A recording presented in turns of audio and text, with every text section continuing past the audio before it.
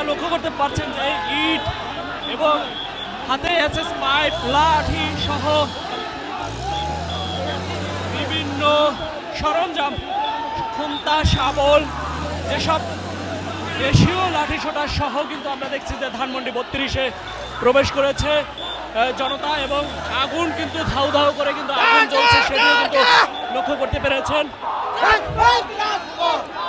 ধানমন্ডি যেন 5ই আগস্টের মতো রূপ নিয়েছে। সেই দেখতে পাচ্ছেন যে ধানমন্ডি 32-এ যে বুলডোজার সেটি কিন্তু প্রবেশ করছে দীর্ঘ 3 ঘন্টা পরে, যেটিকে অপেক্ষা ছিল হাজারো হাজারো এখানের যে যারা ভাঙচুর করছে ধানমন্ডিকে, তারা কিন্তু অপেক্ষায় ছিল।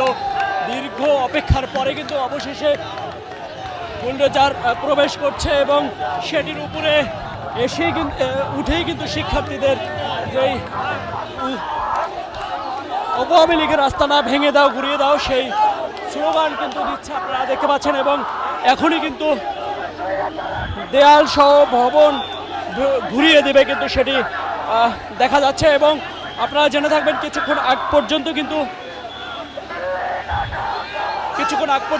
দেয়াল যার হাতে যা ছিল সেগুলো নিয়ে এসে কিন্তু শিক্ষার্থীরা সহ উৎসুক জনতা এবং আওয়ামী লীগের যে আস্তানা ঘুরিয়ে দেওয়ার জন্য যারা এসছেন তারা কিন্তু সবাই দেয়ালে ইট দিয়ে শাবল দিয়ে যার যা ছিল সেগুলো দিয়ে কিন্তু তারা দেয়াল ভেঙেছে, ভবনে আগুন দেওয়ার মতো ঘটনাও দেখেছি।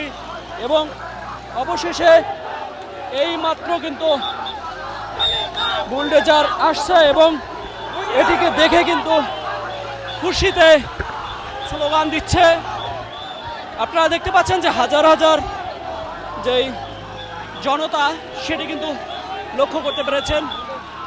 এবং বুলডোজার কিন্তু আসতে বিভিন্ন বাধার সম্মুখীন হয়েছে, তারপরে কিন্তু অবশেষে এসে পৌঁছেছে ধানমন্ডি 32-এ। এখনই কিন্তু তারা ভাঙচুর চালাবে সেটি কিন্তু লক্ষ্য করা গেছে। এবং যদি বলা হয় যে এখানে যারা আসছে তাদের সবার হাতে কিন্তু লাঠি সোঁটা সহ কিন্তু তারা এসে লাঠি সোঁটা সহ তারা